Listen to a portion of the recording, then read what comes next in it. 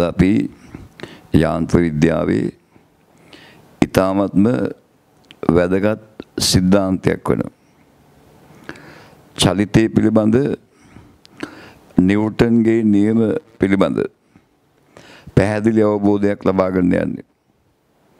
අපි සාමාන්‍ය පෙළදී මේ සම්බන්ධයෙන් අධ්‍යයනය කරලා තියෙනවා.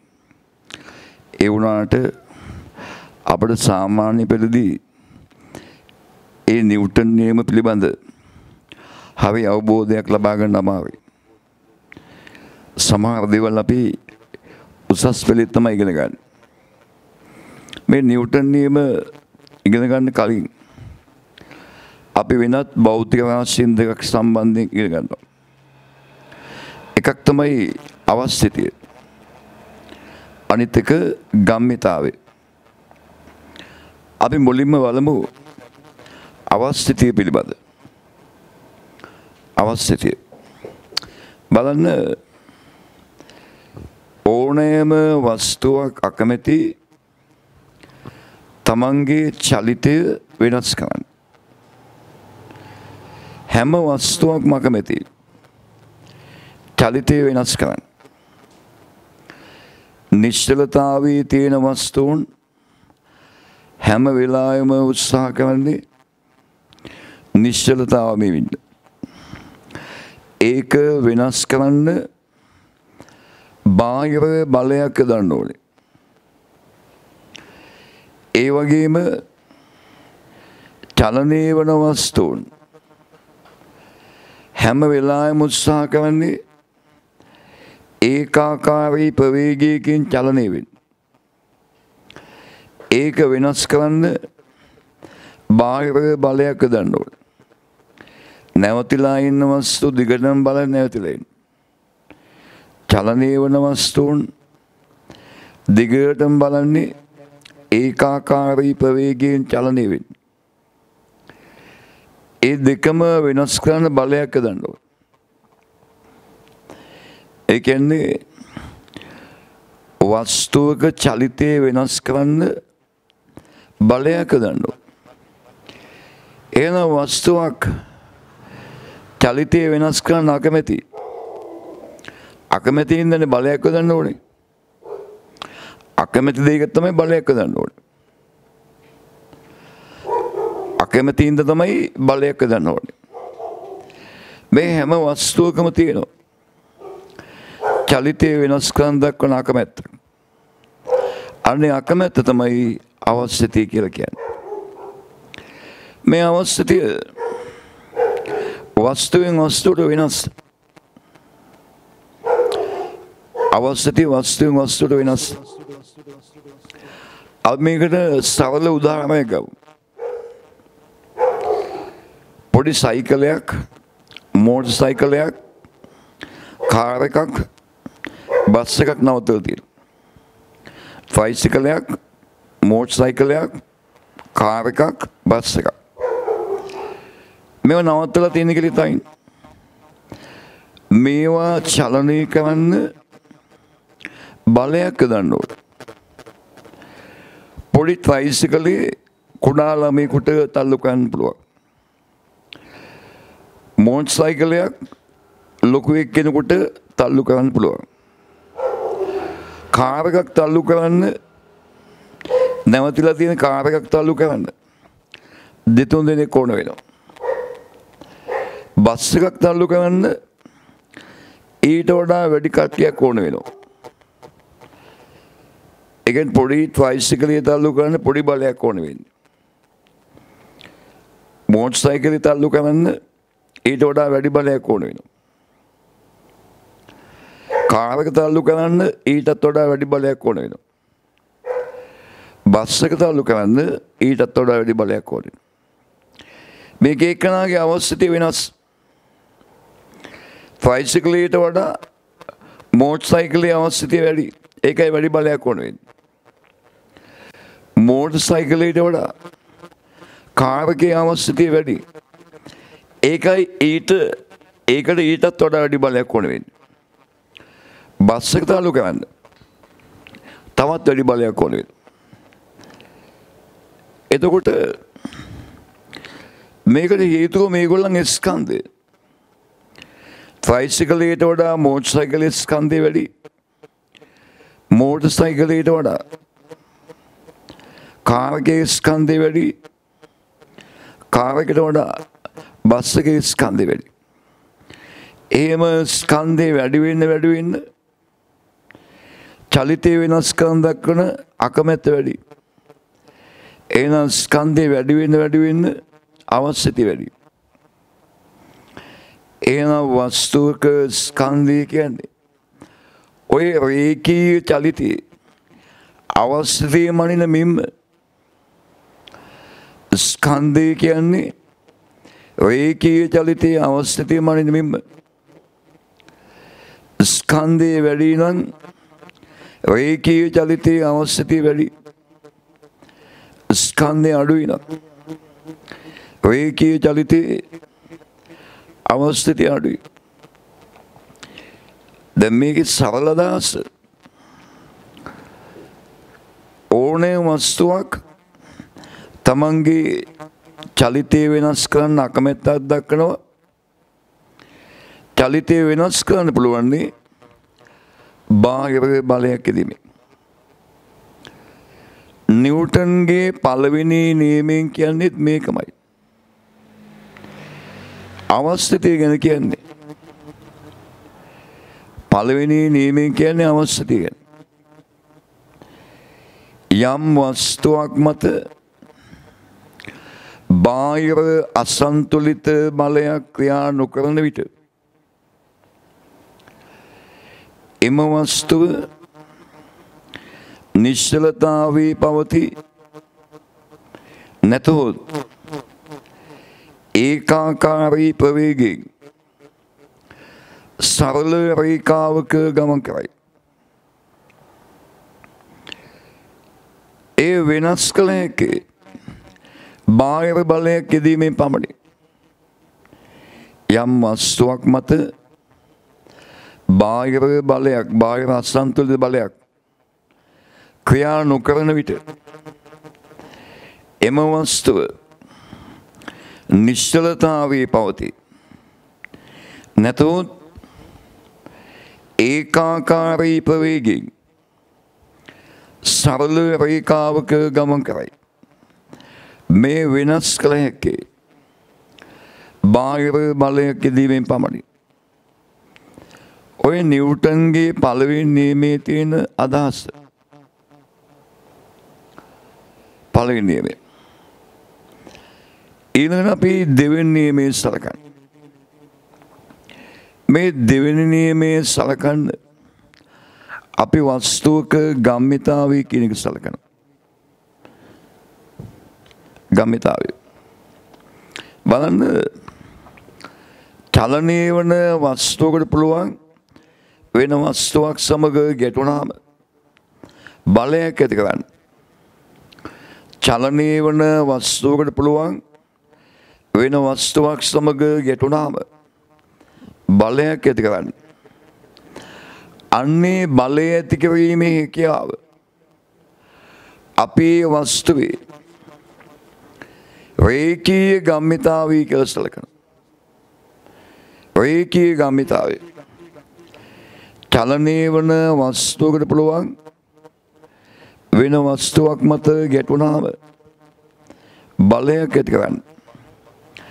ඒ බලය ඇති කිරීමේ හැකියාව අපි හඳුන්වන්නේ වස්තුවේ ගම්මිතාවය කියලා. දැන් බලන්න මේ ගම්මිතාවය රඳා පවතින සාධක යම් කිසි වස්තුවක් හිමින් ඇවිල්ලා වෙන වස්තුවක වදිනවා. බලයක් ඇති වෙනවා. ඒ වස්තුවම වේගයෙන් ඇවිල්ලා කලින් වස්තුවෙන් වදිනවා. ඒත් බලයක් ඇති වෙනවා. හිමින් වදිනවා, වේගයෙන් වදිනවා. වේගයෙන් වැදුනාම ඇතිවන බලය වැඩියි. හිමින් වැදුනාම බලය අඩුයි. ඒ කියන්නේ මේ වස්තුව ගම්මිතාවය වෙන වස්තුවක් සමග ගැටුණාම බලයක් ඇති කිරීමේ හැකියාව වස්තුවේ ප්‍රවේගය මත රඳා පවතින.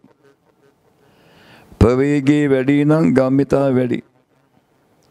ප්‍රවේගය අඩුයි නම් ගම්මිතාවේ අඩුයි. ඊළඟට එකම වේගෙන් එන ලොකු වස්තුවකුයි පොඩි වස්තුවකුයි සැලකුවොත්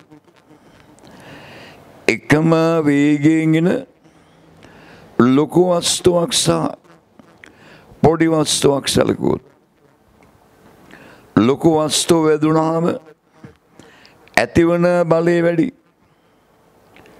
ස්කන්ධයෙන් අඩු වස්තුව වැදුනාම බලය අඩුයි. ලොකු ස්කන්ධයක් ඇදුනාම විශාල ස්කන්ධයක් ඇදුනාම ලොකු බලයක් ඇති වෙනවා.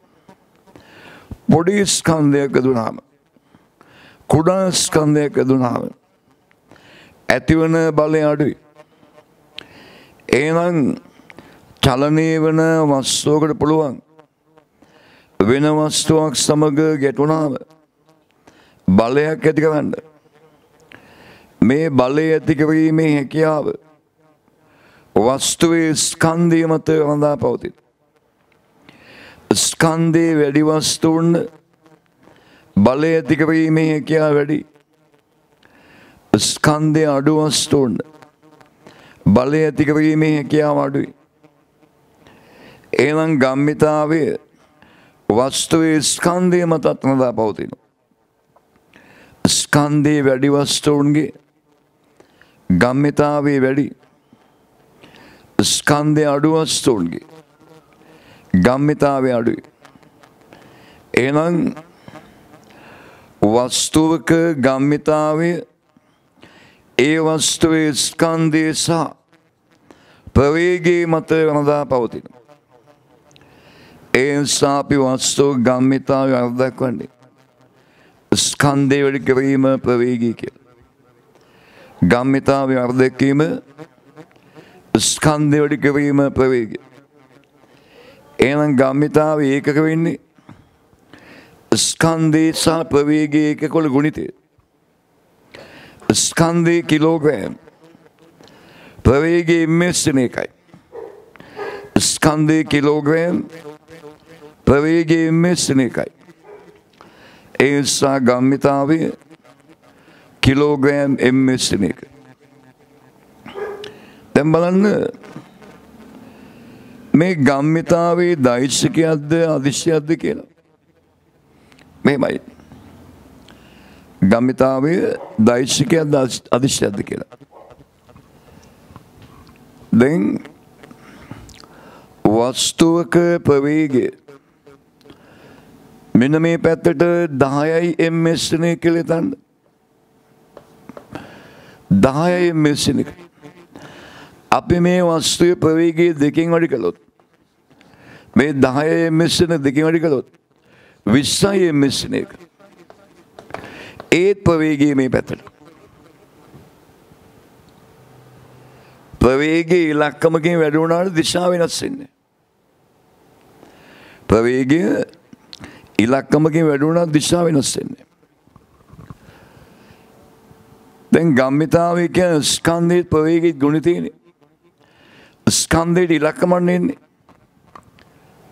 ස්කන්ධයේ ඉලක්කමක් එන්නේ. එහෙනම් ප්‍රවේගයේ ස්කන්ධයෙන් ඇලුනාම දිශාව වෙනස් වෙන්නේ. ඒන්දා ගම්මිතාවේ දිශාව කියන්නේ ප්‍රවේග දිශාවයි. වස්තුවක ගම්මිතාවේ දිශාව කියන්නේ ඒ වස්තුවේ ප්‍රවේගයේ පවතින දිශාවයි. එහෙනම් ගම්මිතාවේට දිශාවක් තියෙනවා. එහෙනම් ගම්මිතාවේ දෛශිකයක්. එහෙනම් ගම්මිතාවේ සැලකීමේදී දිශාවක් අනිවාර්යයි. ගම්මිතාවේ සැලකීමේදී දිශාවක් අනිවාර්යයි. දැන් වස්තුවක් මත බලයක් ඇති කළොත් වස්තුවක් මත බලයක් ඇති කළොත් ගම්මිතාව වෙනස් වෙනවනේ. වස්තුවක් මත බලයක් ඇති කළාම වස්තුවේ ප්‍රවේගය වෙනස් වෙලා ගම්මිතාව වෙනස් වෙනවා. ඒක සාමාන්‍යයෙන් වස්තුවක ගම්මිතාවේ සලකන්නේ අපි බලය ඇති වෙන පැත්තට. වස්තුව මත බලය ඇති වෙන්නේ අන්නේ දිශාවටයි ගම්මිතාවේ ගන්න. සාමාන්‍යයෙන් බලය ඇති වෙන දිශාවට. එහෙම නියමයක් නැහැ. නමුත් ලේසියෙම ගන්න එක. ඕන පැත්තකට ගම්මිතාව ගන්න පුළුවන්. දැන් හිතන්න ස්කන්ධය කිලෝග්‍රෑම් 10ක් වෙන වස්තුවක් 2 ms එක වේගයෙන් යනවා කියලා. මෙයාගේ ගම්මිතාවේ ස්කන්ධයේ ප්‍රවේගයේ ගුණිතය 10 වැඩිකමද 20යිනේ. කිලෝග්‍රෑම් ms එක. මේක පවතින මෙහාට. එහෙනම් මේ පැත්තට ගම්මිතාවේ ගත්තොත් 20 කිලෝග්‍රෑම් ms එක.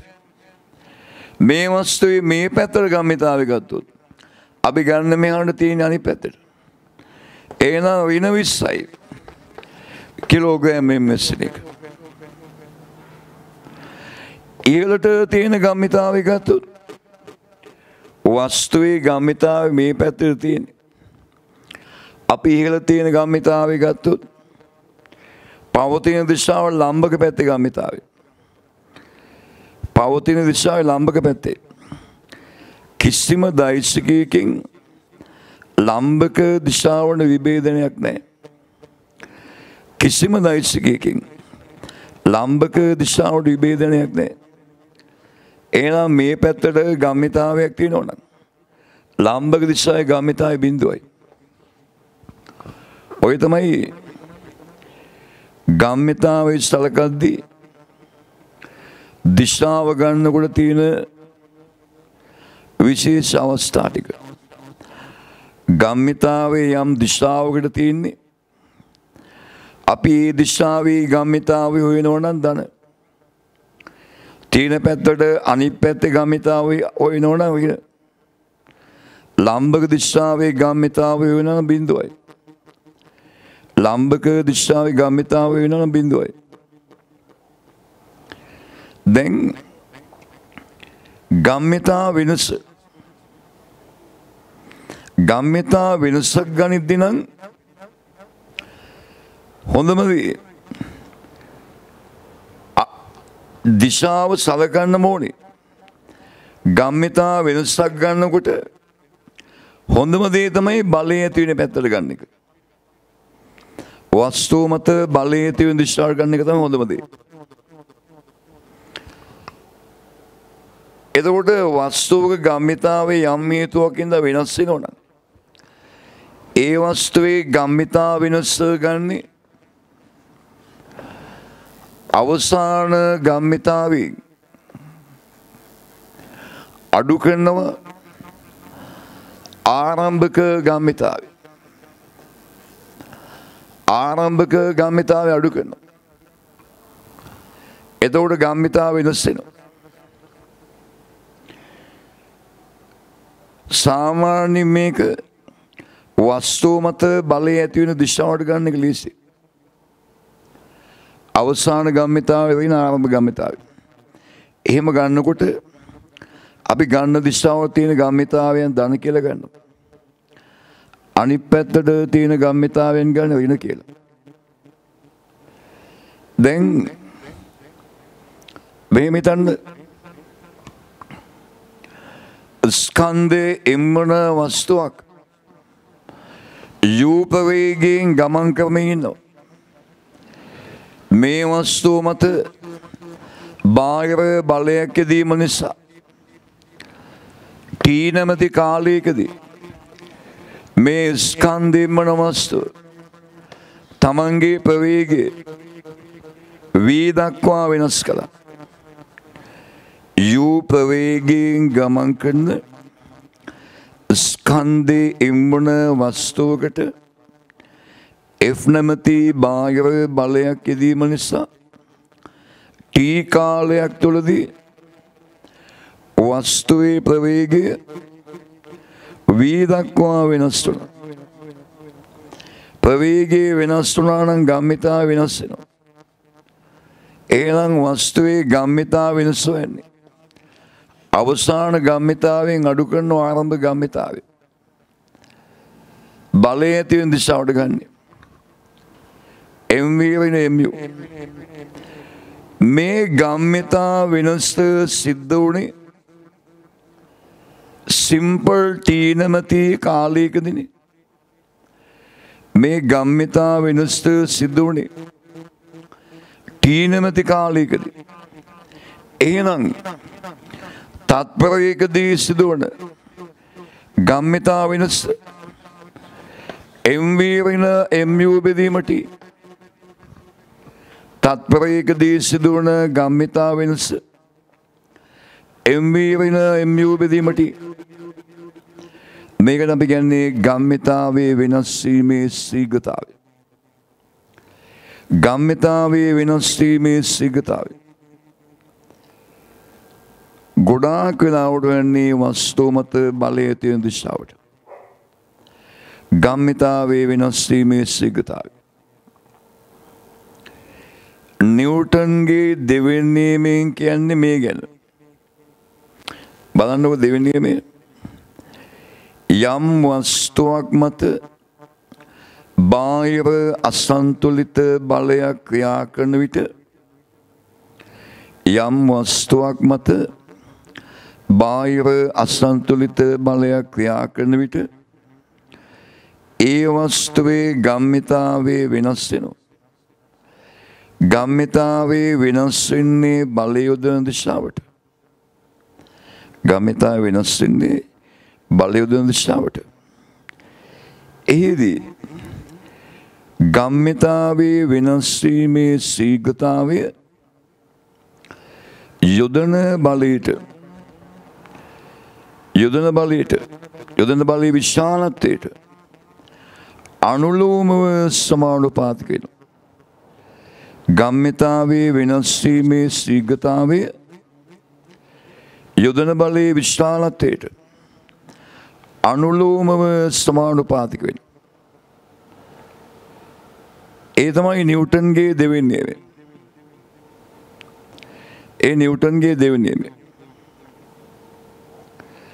තුන්වෙනි නියමය අපි දන්නවා. තුන්වෙනි නියමය සෑම ක්‍රියාවකටම විශාලත්වයෙන් සමානවද දිශාවෙන් ප්‍රතිවිරුද්ධවද ප්‍රතික්‍රියාවක් ඇත. සෑම ක්‍රියාවකටම විශාලත්වයෙන් සමානවද දිශාවෙන් ප්‍රතිවිරුද්ධවද ප්‍රතික්‍රියාවක් ඇත. ඔය තමයි චලිතය පිළිබඳ නිව්ටන්ගේ නියම. අපි සාමාන්‍ය පෙළ ඉගෙන ගත්ත විදිහට නෙමෙයි අපි ඉගෙන ගත්තේ. පළවෙනි නියමය අවස්ථිතිය සම්බන්ධ. දෙවෙනි නියමය ගම්මිතාවේ සම්බන්ධයි. තුන්වෙනි නියමය තමයි සාමාන්‍ය පෙළ ඉගෙන ගත්ත විදිහටම ගන්න. මේකෙන් අපි දෙවෙනි නියමයේ භාවිතා කළා. ප්‍රතිඵල ගණනාවක් ලබා ගන්න. ඒ ලබා ගන්නා ප්‍රතිඵල තමයි අපි මෙතනින් එහාට යාන්ත්‍රික විද්‍යාවේදී භාවිතා කරන්නේ. දෙවෙනි නියමයේ භාවිතයෙන් ලබා ගන්න ප්‍රතිඵල. අපි බලමු ඒ දෙවෙනි නියමයේ භාවිතයෙන් ලබා ගන්න ප්‍රතිඵල මොනවද කියලා. දැන් බලන්න ස්කන්ධයේ එම්වන වස්තුවක් U ප්‍රවේගයෙන් ගමන් කරමින් තිබීදී කැපිටල් F නැමැති බාහිර බලයක් යෙදීම නිසා T කාලයක් තුළදී වස්තුවේ ප්‍රවේගය V දක්වා වෙනස් වෙනවා කියලා හිතන්න. ස්කන්ධයේ M නැමැති වස්තුවක් U ප්‍රවේගයෙන් ගමන් කරමින් තිබීදී F නැමැති බාහිර බලයක් යෙදීම නිසා T කාලයක් තුළදී ප්‍රවේගය V දක්වා වැඩි වෙනවා කියලා හිතන්න. දැන් වස්තුවේ අවසාන ගම්මිතාවේ MV නේ. ආරම්භක ගම්මිතාවේ MU නේ. ගම්මිතාවේ වෙනස MV වෙන MU නේ. ඒක කාලයෙන් බෙදුවාම ගම්මිතාවේ වෙනස් වීමේ ශීඝ්‍රතාවය ලැබෙනවනේ. නිව්ටන්ගේ දෙවෙනි නියමයට අනුව යොදන බලය ගම්මිතාවේ වෙනස් වීමේ ශීඝ්‍රතාවයට අනුලෝමව සමානුපාතික වෙනවා. යොදන බලය ගම්මිතාවේ වෙනස් වීමේ ශීඝ්‍රතාවයට අනුලෝමව සමානුපාතික වෙනවා. අපි මේ සමානුපාතික ලකුණ අයින් කරලා සමාන ලකුණක් සහ නියතයක් දානවා. දැම්මා මෙප් සමාන එකේ MV වෙන MU බෙදීම T අපි හිතුව මේක පළවෙනි සමීකරණය. F සමාන එකේ MV වෙන MU බෙදීම T. දැන් M ගන්නවා වරහණෙන් එළියට. F සමාන එකේ මෙතන V මෙතන U බෙදීම T. F සමාන එකේ V වෙන U බෙදීම T නේ. V වෙන U කියන්නේ ප්‍රවේගාන්තරය. ප්‍රවේගාන්තරය බෙදීම කාලය. ප්‍රවේග අන්තරය බෙදීම කාලය කියන තුරණයනේ. අපි හිතමු තුරණේ සිම්පල් A කියලා. මෙන්න මේ කෑල්ල දාන්න පුළුවන් A කියලා. දැම්මහම F සමානයි KM දෙවෙනි සමීකරණය. F සමානයි KM නේ. මේකේ අදහස ස්කන්ධයේ තුරණේ ගුණිතය කිසියම් නියතයකින් වැඩුණාම බලය සමාන කියන්නේ. ස්කන්ධයේ සහ තුරණේ ගුණිතය කිසියම් නියතයකින් වැඩුණාම යොදන බලය සමානයි. ඒකේ තවත් අදහසක් තමයි යම් ස්කන්ධයකට තුරණයක් ලබා දෙන බලයක් ඕනේ. යම් ස්කන්ධයකට තුරණයක් ලබා දෙන බලයක් ඕනේ. ස්කන්ධේ වැඩි නම් අවශ්‍ය බලයක් වැඩි. ස්කන්ධේ අඩුයි නම් අවශ්‍ය බලය අඩුයි. දැන් බලන්න බලේ මනින ඒකකයේ නිව්ටන්නේ. නිව්ටන් එකක් කියන්නේ ස්කන්ධේ කිලෝග්‍රෑම් එකක් වන වස්තුවකට තත්පර වර්ගයට මීටර් එකක ත්වරණයක් ලබා දෙන්න අවශ්‍ය බලය. නිව්ටන් එකක් කියන්නේ ස්කන්ධේ කිලෝග්‍රෑම් එකක් වන වස්තුවකට 1 ms දෙක ත්වරණයක් ලබා දෙන්න අවශ්‍ය බලය. මෙහෙම ලියන්න පුළුවන් නේ. ස්කන්ධය කිලෝග්‍රෑම් එකක් වන විට 1 ms දෙක ත්වරණයක් ලබා දෙන්න අවශ්‍ය බලය තමයි නිව්ටන් එකක් කියන්නේ. ස්කන්ධය කිලෝග්‍රෑම් එකක් වන වස්තුවකට 1 ms දෙක ත්වරණයක් ලබා දෙන්න අවශ්‍ය වන බලය නිව්ටන් එකයි. අපි අංක දෙකේ ආදේශ කරනවා. මේක ආදේශ කරන අංක දෙකේ. අංක දෙකේ ආදේශ කරනවා. අපි K ගැන දන්නේ ස්කන්ධේ කිලෝග්‍රෑම් එකක් වන වස්තුවකට 1 ms දෙක ත්වරණයක් ලබා දෙන්න අවශ්‍ය බලය නිව්ටන් එකයි. M එක දැම්ම E එක දැම්ම එතකොට F එකයි. K වැඩි කිරීම එක K වැඩි කිරීම එක K. එහෙනම් K සමාන 1යිනේ. K සමාන 1යි. අංක එකේ K වෙනුවට දාන එක. දැම්මා F සමානයි MV වෙන MU බෙදීම T. අංක එකෙන් අංක දෙකේ K වෙනුවට එක දානවා. දැම්මාම F සමානයි MA. මේ තමයි නිව්ටන්ගේ නියම වලින් ලබා ගන්න පුළුවන් නිව්ටන්ගේ දෙවෙනි නියමයෙන් ගන්න පුළුවන් ප්‍රධාන ප්‍රතිඵල දෙක. මෙතන කියන්නේ බලයේ සමානයි ගම්මිතා වෙනස් වීමේ ශීඝ්‍රතාවය. නිව්ටන් කිව්වේ බලයේ සමානුපාතිකයි ගම්මිතා වෙනස් වීමේ ශීඝ්‍රතාවය කියලා. බලය මනින්න නිව්ටන් භාවිතා කළාම බලයේ සමාන වෙනවා ගම්මිතාවේ වෙනස් වීමේ ශීඝ්‍රතාවයට. අපි නිව්ටන්ගේ නියම වලින් භාවිතා කරන වැදගත්ම දෙයක වස්තුවක් මත බලයක් යදුවම ගම්මිතා වෙනස් වෙනවා. ඒ ගම්මිතා වෙනස් වෙන බලය යොදවන පැත්තට ගම්මිතා වෙනස් වීමේ ශීඝ්‍රතාවය යොදන බලයට සමානයි. අනිත් එක F සමානයි මේ ස්කන්ධයෙන් වන වස්තුවකට ඒනමති තෝරණයක් ලබා දෙන්න අවශ්‍ය බලය නම් F සමානයි මේ වස්තුවක ස්කන්ධය යම් ස්කන්ධයක බලයේ තෝරණය සම්බන්ධ කරන F සමානයි මේ වලින් මේ දෛශිකයක් ඒ දෛශිකයක් අපි F සමානයි මේ ලියද්දී යටින් දෛශික ලකුණු දානවා.